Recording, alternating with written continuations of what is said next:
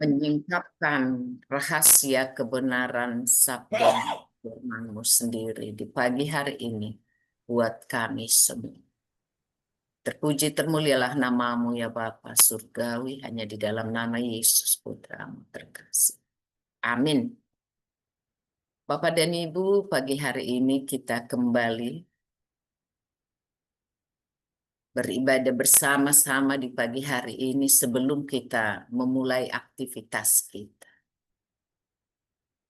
Berbicara tentang kehadiran Allah di tengah-tengah kita dan menjadi pahlawan pemenang di dalam kehidupan kita.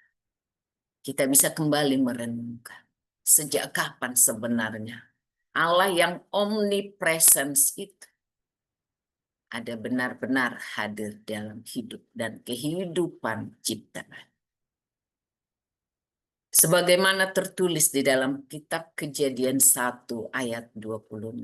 Berfirmanlah Allah, baiklah kita menjadikan manusia menurut gambar dan rupa kita, supaya mereka berkuasa atas ikan-ikan di laut dan burung-burung di udara dan atas ternak dan atas seluruh bumi dan atas segala binatang melata yang merayap di bumi.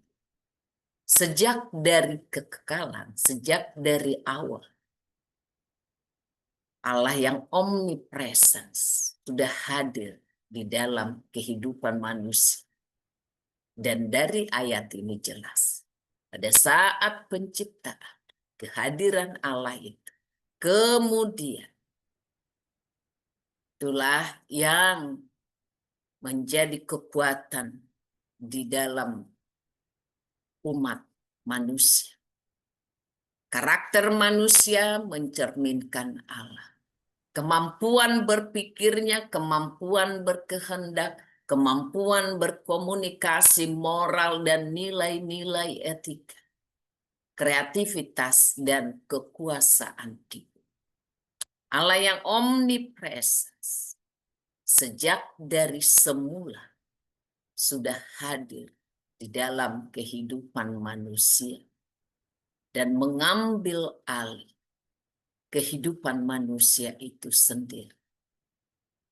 Karakter manusia dibentuk lewat kehadirannya sendiri. Manusia tidak pernah ditinggalkan tanpa kehadiran. Tapi bagaimana kita bisa percaya bahwa Allah itu sungguh-sungguh hadir di dalam kehidupan kita?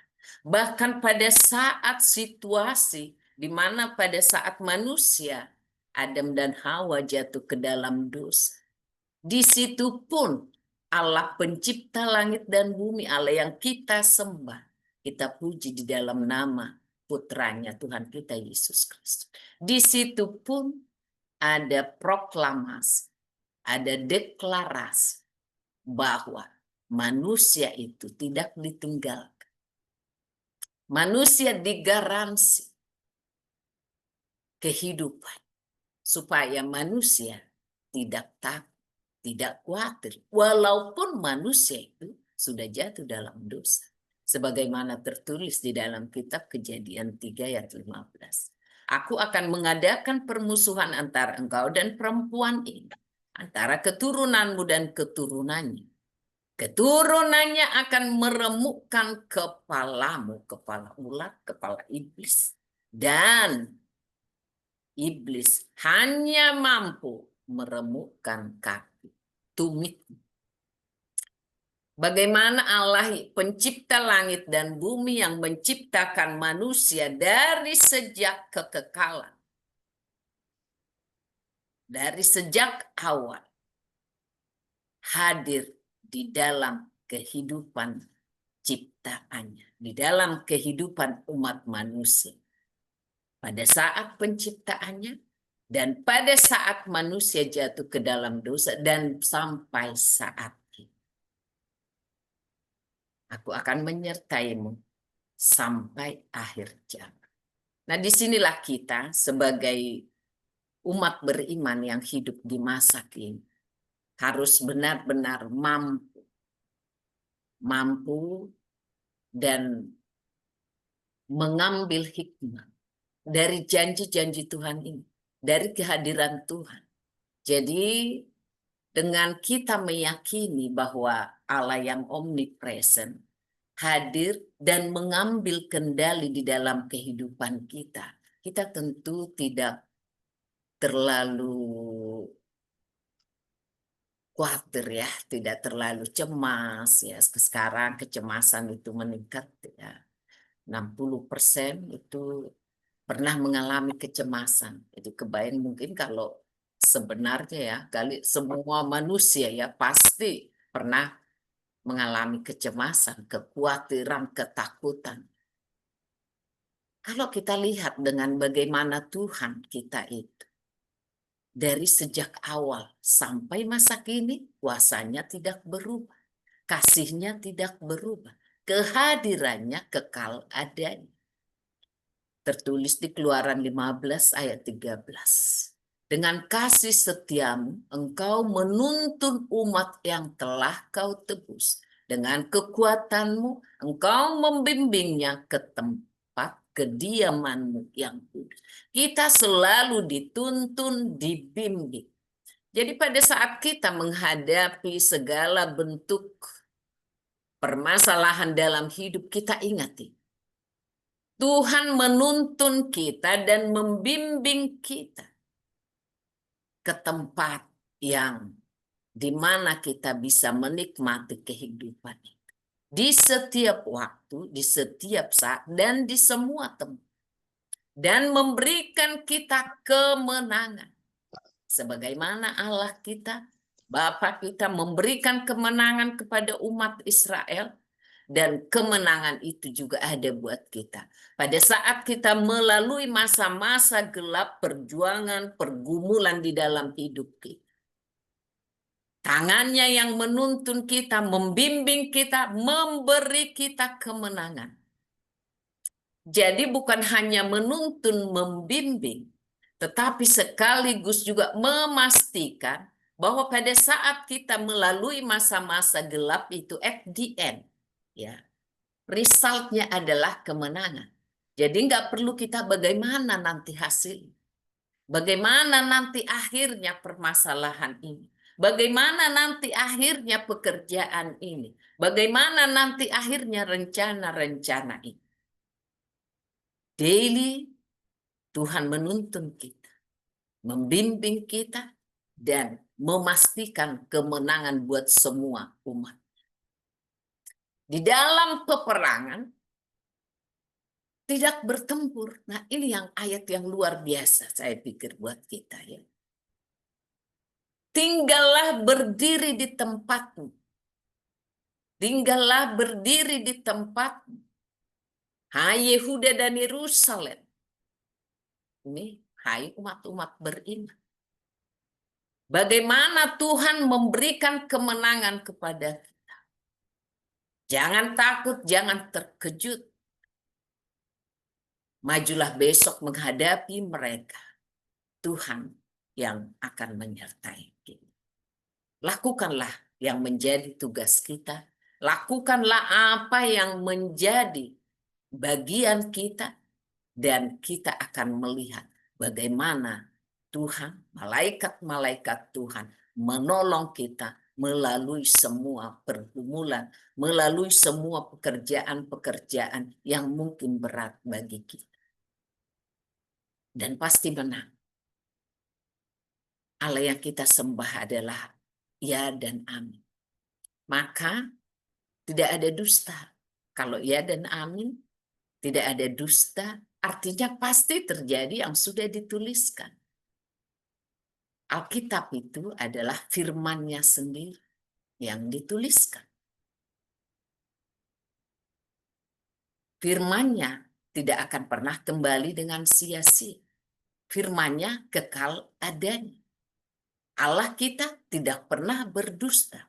Maka kita harus yakin secara penuh 100% bahwa semua yang sudah disampaikan melalui para nabi, para rasul, pasti akan digenapi.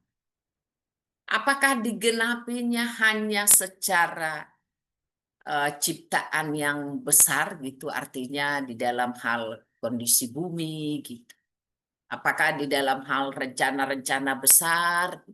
Kalau rencana-rencana kecil yang berkaitan dengan personal-personal, berkaitan dengan pribadi-pribadi, itu pun tidak ada bedanya. Dikawal, dituntun, dibimbing, kita tidak perlu capek-capek. Ya, biarpun tugas kita tentu kita lakukan. Ya, bukan berarti pembiaran di sini ya. Dalam peperangan ini tidak usah kamu bertempur. Artinya bagian kita tetap kita harus lakukan. Tapi kalau kata orang Batak, marhui-hui gitu ya. Marhui-hui itu ya struggle banget lah ya. Enggak seperti itu yang diinginkan Tuhan dari kita. Dalam kita bekerja, dalam kita berkarya, dalam kita melayani, mari tetap ada sukacita di sana. Kenapa kita bisa bersuka cita di dalam keadaan badan mungkin lemah, fisik sepertinya kekuatannya menurun? Karena ini ada garansi kepastian bahwa Allah kita senantiasa menuntun kita, membimbing kita, menolong kita, memberikan kemudahan-kemudahan. Dan itu dijaminkan. Dan dengan kemudahan-kemudahan, kepastian kemenangan pada akhirnya. Ini tentu akan membuat kita bersuka cita. Kita mungkin melihat bagaimana anak-anak kita misalnya pada saat menghadapi apakah itu ujian atau permasalahan di dalam hidupnya. Kemudian kita lihat pada saat mereka misalnya di SD, SMP, SMA, kuliah, kita lihat sebagai orang tuanya kita kayaknya ini nggak sulit-sulit banget. Tapi wajah anak saya kenapa sampai seperti itu? Kita sudah beritahu bahwa apapun mama selalu hadir, papa selalu hadir untuk menolongmu, untuk membantu. Tapi kemudian mereka ya bilang, mama papa kan nggak paham ini. Mama papa nggak ngerti ini. Guru saya mengatakan seperti ini. Dan kita bilang, mama lebih paham dari gurumu. Karena kita bilang sekolah mama lebih tinggi dari gurumu. Pada saat kita melihat, wah, kita pengen menolong supaya dia jangan seperti tertekan gitu. Lebih daripada itu Tuhan saat melihat kita. Pada saat kita berada di kondisi di lembah paling dalam, sepertinya tidak ada way out gitu, tidak ada jalan keluar. Tidak ada tangan yang bisa kita tarik untuk menarik kita, untuk menolong kita keluar dari lembah itu. Mari kita ingat bahwa saat itu Tuhan sedang mengulurkan tangannya. Tuhan sedang menawarkan kepada kita bahwa kamu tidak perlu harus seperti ini. Pergumulanmu lihatlah, ini tanganku, pegang ini tanganku, mari kita bersama-sama. Inilah yang Tuhan sebenarnya inginkan dari kita. Pada saat Tuhan mengulurkan tangannya, menolong, membantu kita, meringankan beban penderitaan, bahkan take out semua permasalahan di dalam hidup kita. Mari kita berikan semua permasalahan kita itu, kepedihan kita itu, kekurangan kita itu, keterbatasan kita itu, kita serahkan sama Allah pencipta langit dan bumi. Bapa yang mengasihi kita. Inilah harusnya yang menjadi pola dasar kita berpikir. Dasar kita berpikir adalah, saya yakin bahwa Tuhanlah yang akan menemani saya. Tuhanlah yang akan meringankan semua pergumulan ini, bahkan mengambil alih semua keadaan ini, karena ini ada di dalam kontrolnya sendiri. Dan di akhir, saya pasti menang. Pada saat pikiran ini yang ada pada kita, maka kita tidak akan bersungut-sungut pasti. Karena tidak ada burnout ya. Terkadang ya permasalahan hidup itu saking beratnya, inilah sebenarnya yang membuat kita tidak bersuka cita. Ya, pada saat kita mengalami proses-proses ini. Tapi jika kita baca kembali bagaimana di 2 Samuel 22 ayat 48 sampai 49. Allah yang telah mengadakan pembalasan bagiku, yang telah membawa bangsa-bangsa ke bawah kuasaku, dan yang telah membebaskan aku daripada musuh. Dan engkau, maksudnya Allah kita, telah meninggikan aku mengatasi mereka yang bangkit melawan aku, yang telah melepaskan aku dari para penindas, niat-niat jahat dari siapapun. Ini Allah yang melakukan pembalasan. Orang yang menyakiti kita, yang mereka-reka yang jahat kepada kita, bahkan di dalam tindakannya ingin menindas kita. Ingatlah, Tuhan kitalah yang melakukan pembalasan. Jadi, kita tidak perlu membebani pikiran kita, perasaan kita, memori-memori kita dengan memori-memori balas dendam. Tuhan kita sendiri yang akan melawan itu semua. Pada saat ini kita pikirkan kembali, Tuhan membimbing kita, Tuhan menuntun kita, Tuhan selalu menawarkan kepada kita untuk mengambil alih semua pergumulan itu. Nah, di sini ditambah lagi, Tuhanlah yang akan membalaskan semua perbuatan-perbuatan sejahat kepada kita. Jadi, di samping pergumulan hidup kita sendiri, perbuatan-perbuatan yang kurang baik dari orang lain pun, itu juga Tuhan cover. Tuhan balaskan, Tuhan gantikan nanti kepada kita dengan hal-hal yang indah, hal-hal yang baik di dalam hidup kita. Tapi syaratnya di sini kita diminta Tuhan kita. Jangan penuhi pikiran-pikiran balas dendam dalam hidup. Jauhkan semua itu. Karena Tuhanlah yang berhak untuk melakukan judgment, yang berhak untuk melakukan penghakiman. Kita serahkan. Jadi beban kita sama seperti satu orang misalnya mengangkat beban di kiri dan kanan misalnya 3 kilo, 3 kilo.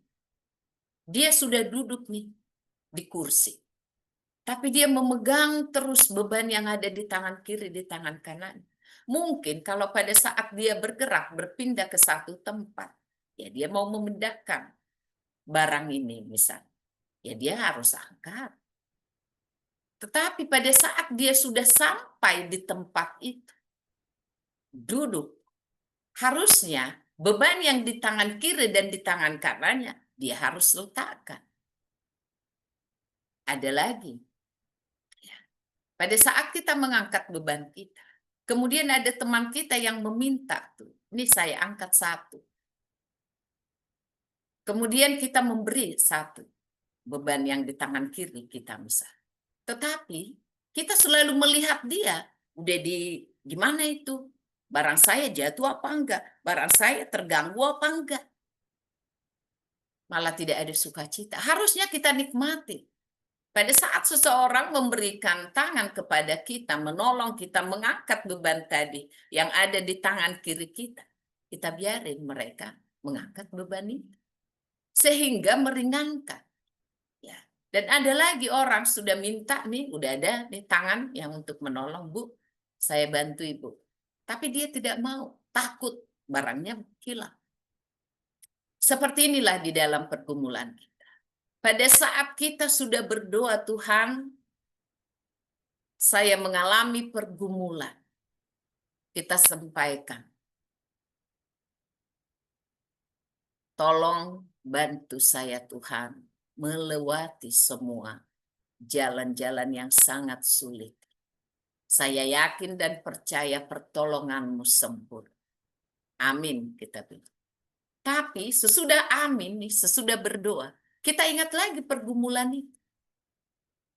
Jadi seperti tadi yang mengangkat beban di kiri kanan, ada yang menolong, dia tetap mikir gitu ya, bahkan dia melihat fokus, jadi bebannya tambah semakin besar karena nggak ada sukacita, dia jadi khawatir barangnya hilang. Kemudian ada yang memberi tangan juga, dia nggak memberi, dia angkat bebannya terus. Bahkan sesudah sampai pun di tujuan, dia tetap mengangkat beban itu di kiri dan kanan. Dia sudah duduk, dia rest gitu ya. Sudah berdoa, sudah dia serahkan bebannya, tapi beban yang di kiri dan kanannya tetap dia pegang.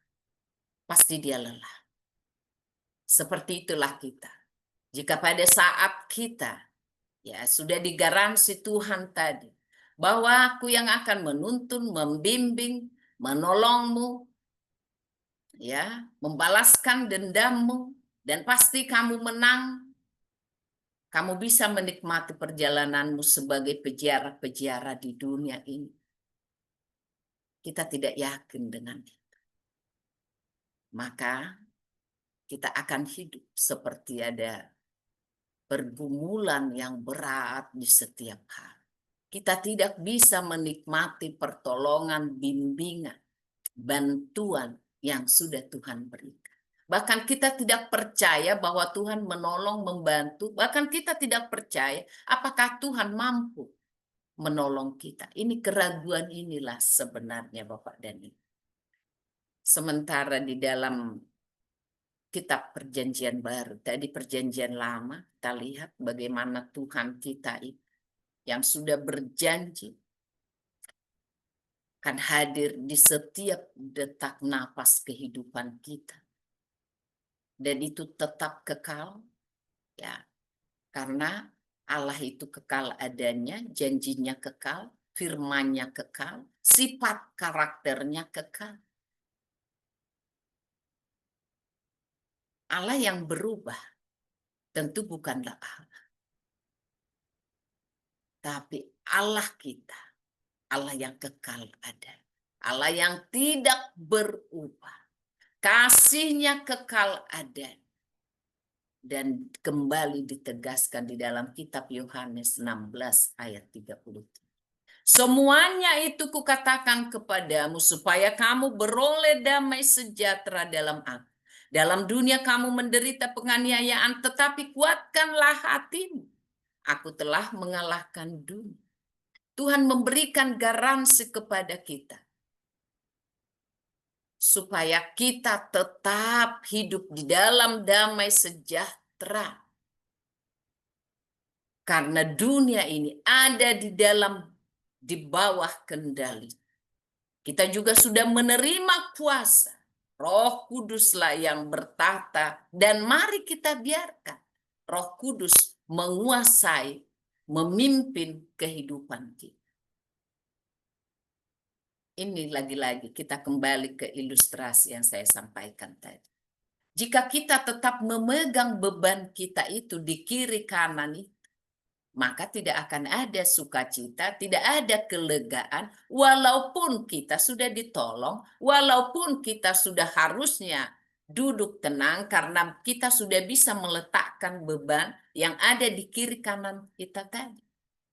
Tapi karena kita tetap memegang yang ada di tangan kiri kita 3 kilo, yang ada di tangan kanan kita 3 kilo, kita tetap memegang benda itu. Beban itu 6 kilo, walaupun ada yang sudah menolong kita, walaupun kita sudah sampai dan kita harusnya bisa meletakkan beban itu, walaupun kita sudah selesai berdoa dan kita sudah serahkan beban itu, tapi beban itu kita ambil alih lagi. Dan inilah yang sering di dalam kehidupan. Allah yang omnipresence itu benar-benar hadir. Memaknainya di dalam hidup kita, kita sering gagal. Meyakininya, mempercayainya, kita sering gagal di dalam hidup dan kehidupan. Kita selalu menarik beban yang kita sudah sampaikan. Pergumulan sudah kita sampaikan. Bahkan mungkin berulang-ulang dan berulang-ulang itu kita sampaikan sebenarnya. Apa yang salah dengan hidup kita? Apa yang salah dengan diri kita adalah mindset kita. Kita sulit untuk mempercayai bahwa Allah yang omnipresence itu benar-benar hadir di dalam hidup kita dan benar-benar selalu mengulurkan tangannya untuk menolong, membantu, meringankan beban penderitaan kita. Dan sampai pada satu tahap kita menyerahkan kepadanya, tetapi kemudian kita ambil lagi pergumulan kita itu. Sama dengan anak-anak kita. Misalnya nih, bantu saya mah untuk melakukan, atau ya kadang cucu lah yang sudah punya cucu yang besar, bantuin saya opung kerja ini. Tapi kemudian dia tarik lagi, dia ambil, opung nggak bisa kok ini. Atau mama nggak bisa kok ini, beda nih guru saya beda caranya seperti ini. Ya. Di dalam keterbatasan kita, di dalam ketidakpercayaan kita, inilah sebenarnya yang membuat beban itu menjadi semakin berat. Yang membuat pergumulan kita itu seolah-olah tidak pernah berakhir, never end. Karena apa? Kita tidak bisa merilis ya hati, akal, pikiran.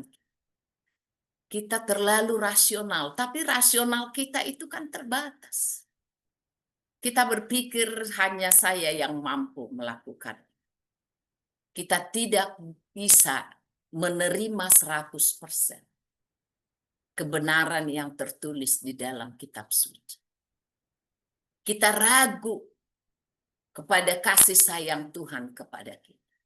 Pada saat kita sebenarnya yakin percaya bahwa Allah yang kita puji, Allah yang kita sembah, yang menciptakan manusia dari sejak awal, hadir di dalam semua pergumulan. Bahkan pada saat dia jatuh di dalam dosa pun ada kepastian bahwa dia pada akhirnya akan menang. Dan itu juga disampaikan kepada kita. Bahwa pada saat kamu melewati semua lembah-lembah yang paling dalam kehidupanmu sekalipun, di situ pun tanganku ada. Memberikan, menawarkan pertolongan, peganglah tanganku itu. Dan pada saat kita mau menarik, memegang tangan Tuhan kita, kita kemudian ragu, apakah tangan ini cukup berdaya? Apakah saya cukup layak untuk menerima pertolongan ini? Dan di lain pihak lagi, di lain pemikiran kita lagi, kita berpikir bahwa hanya kitalah dan dengan cara kita sendirilah kita akan bisa melewati. Kemudian kita pertama meminta tolong dengan keluarga, dengan teman, dengan siapapun. Kita lupa bahwa ada pertolongan yang sempurna yang sesungguhnya sedang mengulurkan tangannya sebagaimana uluran tangannya pada saat Petrus mau tenggelam karena ketidakpercayaan.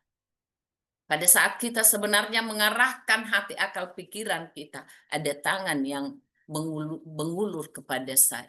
Ada tangan yang siap untuk menolong mengangkat saya dari lembah. Inilah sebenarnya yang harus kita lakukan pada saat. Selalu yakinkan diri kita, selalu lakukan afirmasi positif. Melalui mulut, bibir, dan lidah kita ini, mari kita perkatakan bahwa Allah saya, Bapa yang saya puji, saya sembah, adalah Bapa yang memegang kendali atas semua kehidupan saya, kehidupan anak-anak saya, kehidupan jemaat saya, kehidupan semua umat beriman. Maka saya akan jalani ini dengan penuh keyakinan karena di perjalanan ini pun saya ditemani. Karena di perjalanan ini pun saya dibimbing. Karena di perjalanan ini pun saya dituntun. Dan jika ada di dalam perjalanan ini kemudian rintangan-rintangan ada terjadi, ya, orang yang berusaha untuk menghalangi perjalanan saya, yang tidak senang dengan keberhasilan saya, yang tidak senang saya melakukan perbuatan pekerjaan-pekerjaan baik. Ingatlah bahwa penghalang-penghalang itu pun itu sudah dipikirkan oleh Tuhan kita. Bagiannya untuk menyingkirkan semua hambatan-hambatan, semua penghalang-penghalang. Firman Tuhan menyatakan dengan sangat jelas. Dan kita lebih daripada pemenang. Karena apa? Dia yang mengasihi kita, yang omnipresence, adalah dia yang omnipotent, yang memiliki kemampuan, maha kuasa. Kalau hanya maha hadir, tetapi tidak berkuasa, kita tentu tidak akan menyembah Tuhan seperti itu. Tapi Tuhan yang kita sembah maha hadir dan memiliki segala kuasa. Tugas kita hanya meminta sebenarnya. Dan pada saat kita dikasih guidance, dikasih arahan, petunjuk-petunjuk, maka ikutilah petunjuk-petunjuk itu. Mari kita ikuti, karena di dalam kita melakukan guidance itu, dia pun hadir. Dia pun ikut bersama-sama dengan kita. Perjalanan ke Emmaus, hadir dia bersama-sama dengan para murid itu, di dalam kegalauan, di dalam kegundahan hati mereka. Mereka tidak sadar. Pada saat Sadrak, Mesak, dan Abednego masuk ke dalam api perapian, di situ pun hadir. Apakah beban kita lebih besar daripada Sadrak, Mesak, Abednego? Apakah kita pernah mengalami bagaimana para rasul sebegitu disiksa? Ya saat ini kita udah nyaman banget lah. Tapi kayak kata selalu disampaikan Pak Raffles gitu ya. Pada akhirnya nanti Great Commission itu, jika kita tidak mau dengan sukarela, maka paksa rela, karena rencana Tuhan pasti akan terwujud. Begitu juga kali dalam hidup kita. Jika kita tidak mau dituntun, tidak mau dibimbing, maka kita akan ditarik. Supaya kita mau dituntun, mau dibimbing, mau didampingi. Dan pastilah lebih sakit. Bayangin dengan anak-anak kita suruh dia nggak mau ngerjakan, terakhir ada hukuman. Kita tarik gitu ya, dan itu pada saat ditarik tentu mengalami satu kondisi yang kurang nyaman. Karena kita memaksa. Karena itu Bapak dan Ibu, mari kita mau dituntun, mau dibimbing, menurut. Jadilah kita murid. Pada saat kita menjadi murid, ya, yang memiliki disiplin yang sesuai dengan kebenaran firman Tuhan. Kita mau dipimpin oleh Roh Kudus. Disitulah kita sebenarnya mampu untuk menjalani hari-hari kehidupan kita dengan penuh sukacita. Jangan menjadi orang yang burn out ya, yang sangat lelah gitu ya, kelihatan lelah banget. Karena apa? Pada masa kini dengan berkembangnya teknologi digital, kita semakin bisa melihat bagaimana ya, jika berita-berita baik, maka akan baik itu semakin cepat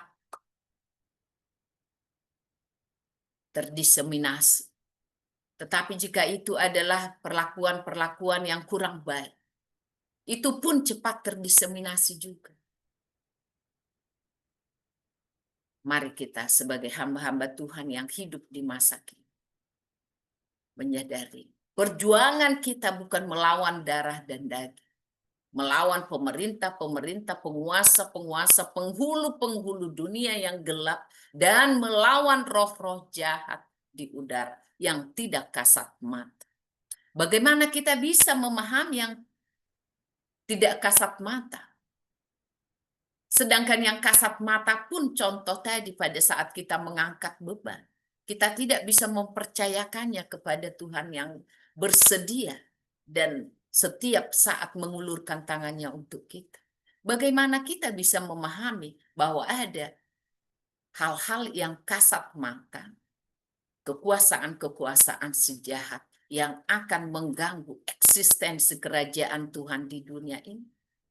Disinilah Bapak dan Ibu, kita mulai membiarkan hidup kita, pola pikir kita, perasaan kita benar-benar dikuasai dan dipimpin oleh Roh Kudus. Kita adalah garam dunia. Dan jika garam itu menjadi tawar, dengan apakah dia diasinkan? Tidak ada lagi. Dia akan dibuang. Karena percuma. Garam sifatnya ya garam. Memberikan rasa asin. Jika garam tidak menjadi asin lagi, buat apa dia? Sama kita jika kita punya misalnya alat-alat masak di dapur. Yang kita gunakan untuk memasak dan pada saat ada karat di sana. Karena tidak disimpan dengan baik atau tidak dibersihkan dengan baik, maka itu akan dibuang. Ya kalau orang-orang yang suka ngumpul rongsokan mau. Dan jika tidak mau, maka itu pun akan bisa melukai kaki kita. Di sini Bapak dan Ibu. Barang yang baik belum tentu akan memberikan hasil yang baik jika dia tidak dikelola dengan baik. Manusia dari awal dan dari semula itu adalah baik dan untuk tujuan baik. Tetapi jika tidak mau dipimpin oleh Roh Kudus, tidak mau memberikan diri, melepaskan semua keakuan, maka tidak akan pernah bermanfaat lagi hidup. Allah memberikan kepada kita bukan roh ketakutan, melainkan roh yang membangkitkan kekuatan, kasih, dan ketertiban. Umat beriman itu harusnya menjadi inisiator untuk ketertiban. Jadi bukan hanya sekedar dipimpin untuk menjadi tertib, tetapi menginisiasi semua hal-hal yang membuat lebih baik. Mau di komunitas, di lingkungan, di RT dan di RW, atau di lingkungan yang lebih besar lagi. Inisiator perdamaian, inisiator pada perbuatan-perbuatan baik. Sehingga orang akan melihat hidup kita melalui perbuatan itu sendiri. Orang akan melihat kita, kasih sayang itu, melalui kehidupan kita sendiri. Karena Tuhan yang Maha Hadir mentransformasi diri kita day to day. Memampukan kita untuk menjadi orang-orang, pribadi-pribadi yang memiliki karakter seperti Tuhan kita sendiri. Marilah kita melalui semua perjalanan hidup yang bisa kita lihat dan melalui pengalaman kita berjalan bersama Yesus. Mari kita membiarkan hidup kita benar-benar dituntun, dibimbing, dikuasai oleh Roh Kudus. Dan kita belajar lagi hari ke hari. Supaya apa? Kita mampu untuk melakukan perintah-perintah. Sampai akhir zaman pun. Jadi kalau tadi dari awal kita baca di kitab Kejadian. Dari sejak awal manusia sudah digaransi, dijamin. Bahkan di dalam kondisi paling lemah, paling berat mereka hadapi saat mereka sudah jatuh di dalam dosa, di situ pun Tuhan kita menjanjikan kemenangan. Dan pada saat di Matius 28 ayat 20 Great Commission, dan di ujungnya pun ada jaminan penyertaan. Maka kita sebagai umat beriman, hamba Tuhan yang hidup di era masa kini, apapun yang terjadi dalam hidup kita, mari kita yakin dan percaya bahwa Allah yang kita puji, Allah yang kita sembah, yang pemegang kendali atas segala sesuatunya, memimpin kita, membimbing kita melewati masa-masa sulit, melewati pergumulan-pergumulan itu, menyertai kita di dalam semua perjalanan kita, dan memastikan bahwa pada akhir hasilnya adalah kemenangan yang gilang gemilang. Jadi kayak kita sebenarnya kata-kata semoga, ya itu mari kita coba kurangi dari dalam perbendaharaan kita. Karena firman Tuhan berkata kepastian, menyertai kamu senantiasa sampai kepada akhir zaman. Dalam masa satu hari misalnya, tiba-tiba badan kita kok sepertinya penyakit, apakah gerangan, ingatlah, di situ pun Allah menyertai kita. Tiba-tiba sepertinya ada masalah dengan anak-anak, ada masalah dengan jemaat, ada masalah dengan pekerjaan, bisnis agak slow going down gitu ya. Kita ingat, di situ pun Tuhan menyertai kita. Dan pada saat kita datang ke hadapan hadirat-Nya menyampaikan, jangan ambil kembali beban itu. Jangan ambil kembali beban itu. Dan pada saat kita melakukan afirmasi-afirmasi positif, maka yang kita katakan adalah, ini pun akan berakhir. Dan saya akan menerima berkat-berkat, kesehatan, berkat kelimpahan, berkat buat anak-anak, sukacita. Ini yang kita afirmasi. Kita ulang-ulang. Jangan yang kita ulang-ulang adalah permasalahan itu sendiri. Disinilah Bapak dan Ibu, kita sebagai manusia yang dikasihi, yang dicintai Tuhan. Kita lihatlah siapa pemilik kita, siapa yang mempunyai kita. Maka fokuslah kita kepada tugas yang sudah disampaikan pada kita. Mari kita memiliki dan berkontribusi secara aktif sebagai perpanjangan tangan Allah kita.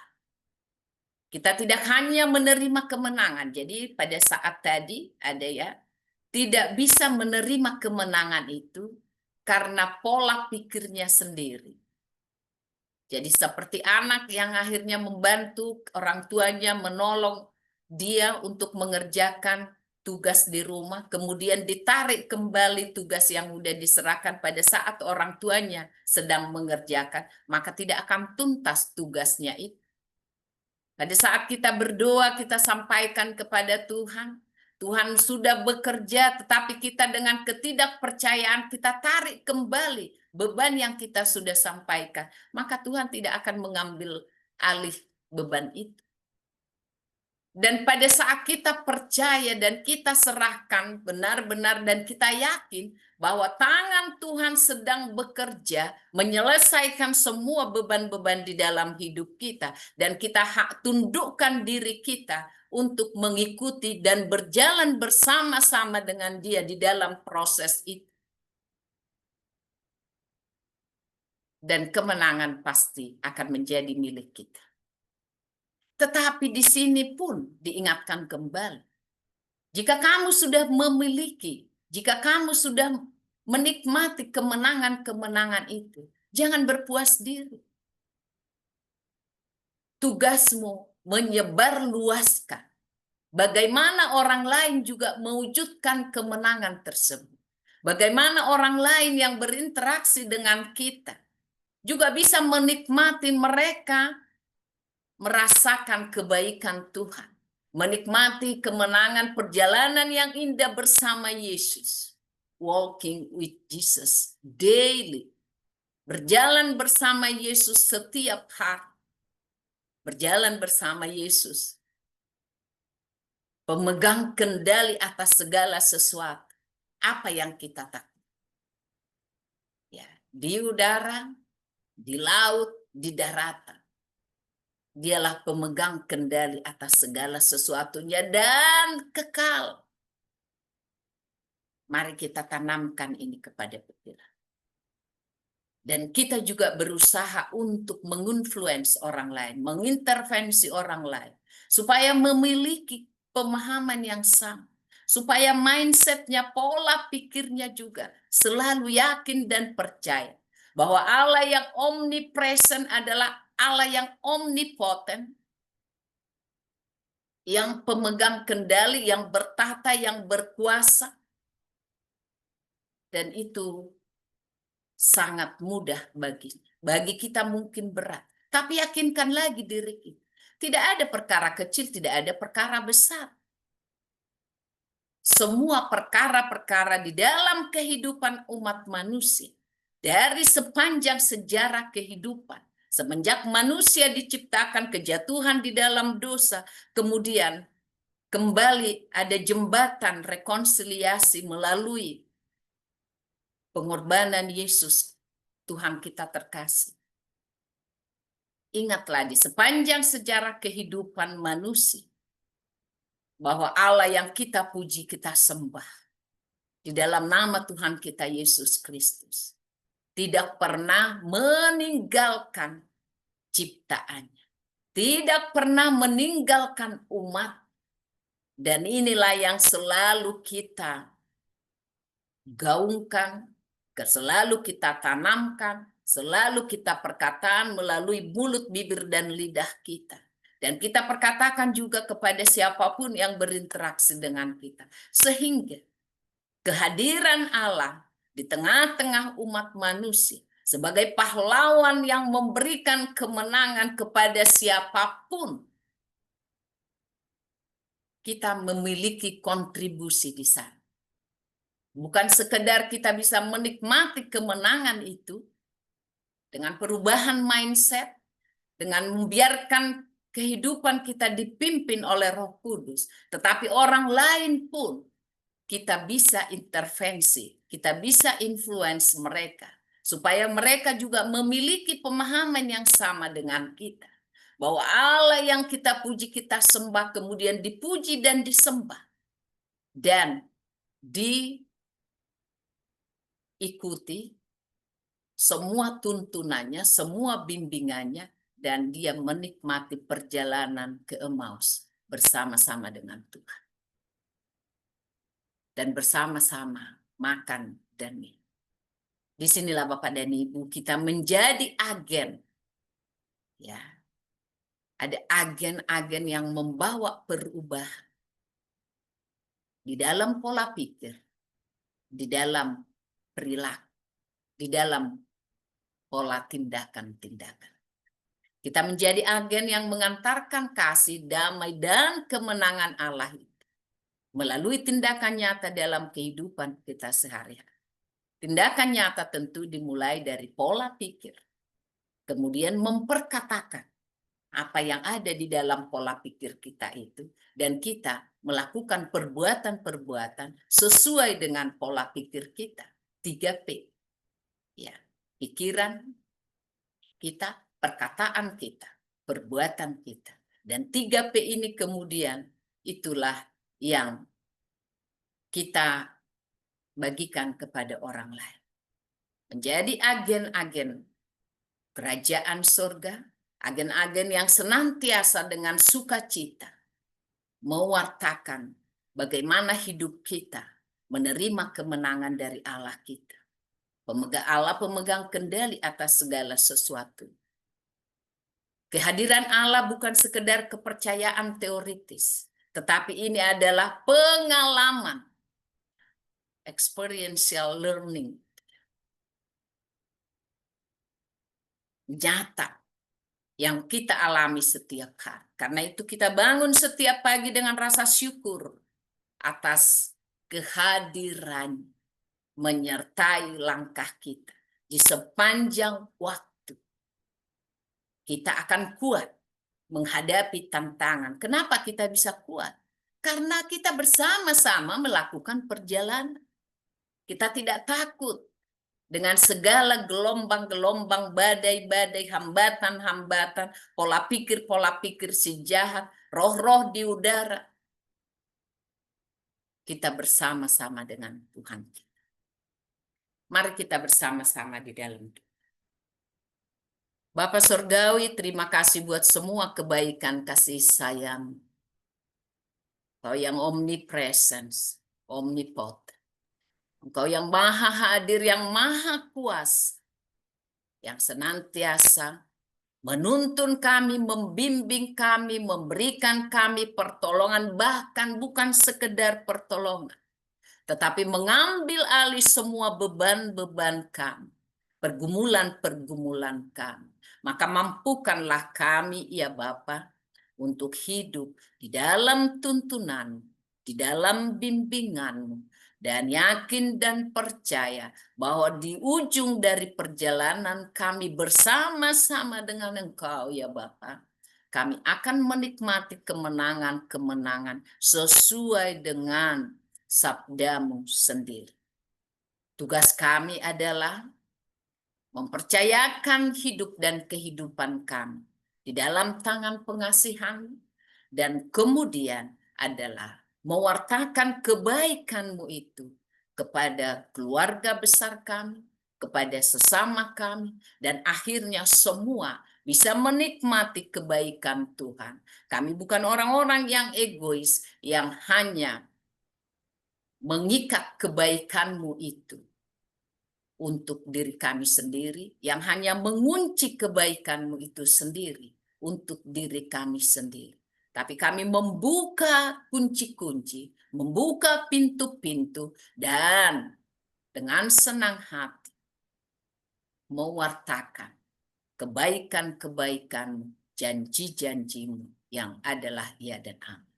Hanya di dalam nama Yesus Putra-Mu dan dalam persekutuan dengan Roh Kudus kami berdoa dan bersyukur. Amin.